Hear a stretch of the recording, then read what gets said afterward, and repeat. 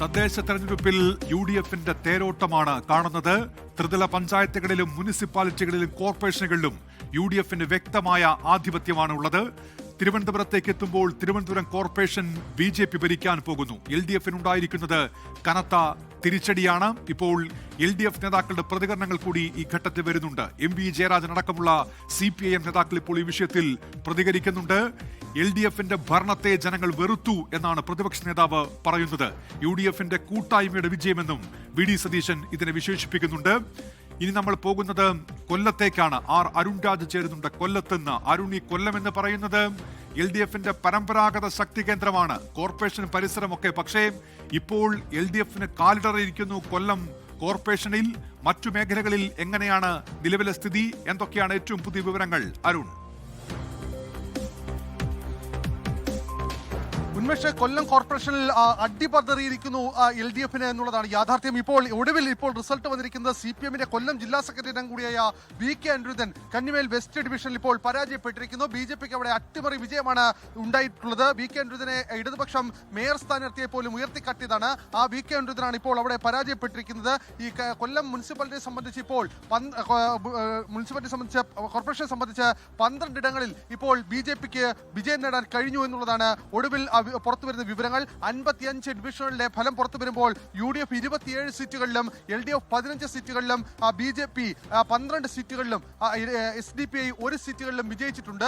ഈ വളരെ അട്ടിമറിയാണ് കൊല്ലത്ത് നടന്നത്. കാരണം 25 വർഷക്കാലത്തെ കൊല്ലം കോർപ്പറേഷൻ ഭരണത്തിന് നാന്ദി കുറിച്ചുകൊണ്ടാണ്, അവസാനം കുറിച്ചുകൊണ്ടാണ് ഇപ്പോൾ UDF അധികാരത്തിലേക്ക് എത്തുന്നത്. ഇതിൽ ഏറ്റവും പ്രധാനം ഈ കൊല്ലം കോർപ്പറേഷനെ സംബന്ധിച്ച് വലിയ തോതിൽ ഇടതുപക്ഷം പ്രവർത്തനം നടത്തിയ സ്ഥലമാണ്, വികസനമോടെ ചർച്ച ചെയ്ത സ്ഥലമാണ്. അവിടെയാണ് ഇപ്പോൾ UDFന് വലിയ ആധികാരികമായ വിജയം ഇപ്പോൾ നേടിയിരിക്കുന്നത്. കൊല്ലം ജില്ലാ പഞ്ചായത്തിലേക്ക്, ബ്ലോക്ക് പഞ്ചായത്തിലേക്ക് എത്തുമ്പോൾ 7 ഇടങ്ങളിൽ LDFും 4 ഇടങ്ങളിൽ UDFുമാണ്. നേരത്തെ അത് 10-1 ആയിരുന്നു. ആ കണക്കിൽ ഇപ്പോൾ 7-4 മാറിയിരിക്കും എന്നുള്ളതാണ് ഏറ്റവും പ്രധാനപ്പെട്ട കണക്ക്. കൊല്ലത്തെ ഗ്രാമപഞ്ചായത്തുകളിലേക്ക് എത്തുമ്പോൾ 32 LDFും 31 UDFും, അതായത് ഇഞ്ചോടിഞ്ച് പോരാട്ടം ഗ്രാമപഞ്ചായത്തുകളിൽ നടത്തി എന്നുള്ളതാണ്. 2 NDA കക്ഷികൾ വിജയിച്ചിട്ടുണ്ട്.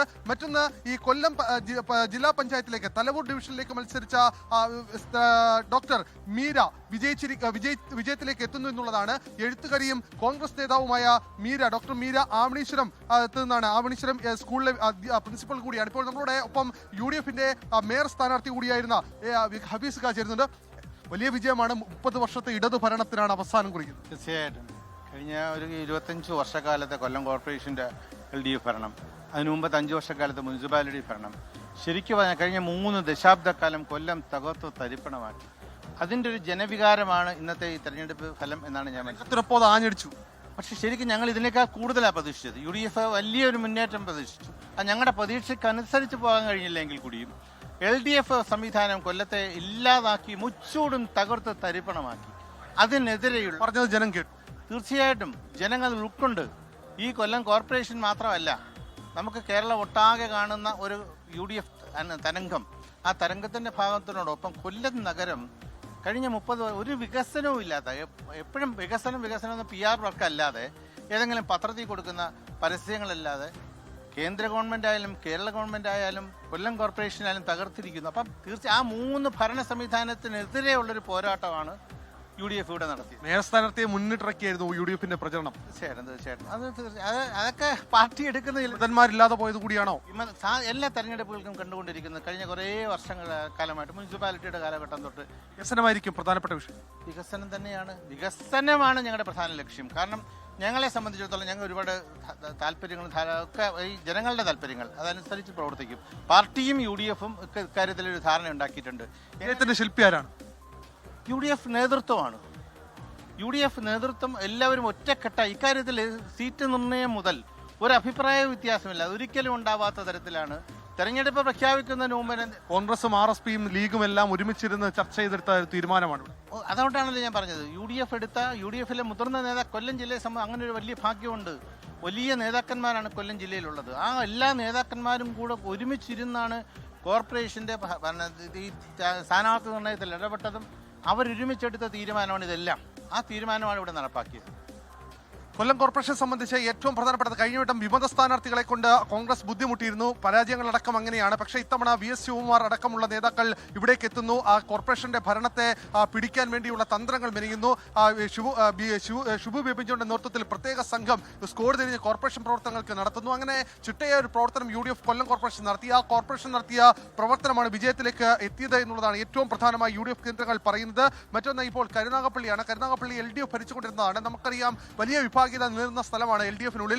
ആ ഭരണം കൂടി ഈ കരുനാഗപ്പള്ളിയിൽ കൂടി കരുനാഗപ്പള്ളി നഗരസഭയുടെ ഭരണം കൂടി ഇപ്പോൾ LDF-ന് നഷ്ടമായിട്ടുണ്ട് എന്നുള്ളതാണ് ഏറ്റവും ഒടുവിൽ പുറത്തുവരുന്ന വിവരം. ഈ കരുനാഗപ്പള്ളിയിൽ ഇപ്പോൾ UDF-ന് കേവല ഭൂരിപക്ഷത്തിലേക്ക് എത്തുന്നു എന്നുള്ള വിവരം കൂടി പുറത്തേക്ക് വരുന്നു. അങ്ങനെയാണെങ്കിൽ കരുനാഗപ്പള്ളിയിലെ വിഭാഗീയത കൂടി CPM-ന് വലിയ തിരിച്ചടിയാകുന്നു എന്നുള്ളതാണ് യാഥാർത്ഥ്യം. മറ്റൊന്ന് ഇപ്പോൾ ഏറ്റവും ഒടുവിൽ പുറത്തുവരുന്ന കൊല്ലം ജില്ലാ പഞ്ചായത്ത് ചടയമംഗലം ഡിവിഷനിൽ മുൻ MLA-യും മന്ത്രി GRL-ന്റെ ഭാര്യയുമായ R ലതാദേവി വിജയിച്ചിട്ടുണ്ട് എന്നുള്ളതാണ് ഏറ്റവും ഒടുവിൽ പുറത്തു വരുന്ന വിവരം. ഈ ഫലമറിഞ്ഞ 55 വാർഡുകളിൽ കൊല്ലം കോർപ്പറേഷൻ 55 വാർഡുകളിൽ UDF 27 എടുത്തും LDF 15 എടുത്തും ഇപ്പോൾ വിജയിച്ചിരിക്കുന്നു. NDA-യുടെ മുന്നേറ്റം അത് ഈ കാലയളവിൽ നമുക്ക് കാണാതെ പോകരുത്. കാരണം 6 ഇടത്ത് നിന്ന് 12 ഇടത്തേക്ക് ഇരട്ടിയോളം വർദ്ധിപ്പിക്കാൻ NDA കേന്ദ്രങ്ങൾക്ക് BJP-ക്ക് കഴിഞ്ഞു എന്നുള്ളതാണ്. അതായത് BJP വിജയിച്ച സ്ഥലങ്ങളിലെല്ലാം തന്നെ അവർക്ക് ഏതായാലും കൊല്ലത്ത് ശക്തി കേന്ദ്രങ്ങളിൽ LDF തകർന്നടിയുന്ന കാഴ്ചയാണ് കാണുന്നത്. അവിടെ കൊല്ലം കോർപ്പറേഷനിൽ വർഷങ്ങളായി LDF-ന്റെ ആധിപത്യമായിരുന്നു. അതാണ് ഇപ്പോൾ തകരുന്നത്. UDF അവിടെ അധികാരത്തിലേക്ക് വരുന്നു. ലോകത്തെവിടെയായാലും ഏത് സമയത്തും 24 വാർത്തകളും ഓഗ്മെന്റഡ് റിയാലിറ്റി പാക്കേജുകളും എക്സ്പ്ലെയിനറുകളും വിശദമായി കാണാൻ ഞങ്ങളുടെ YouTube ചാനൽ നിങ്ങൾക്ക് സബ്സ്ക്രൈബ് ചെയ്യാം.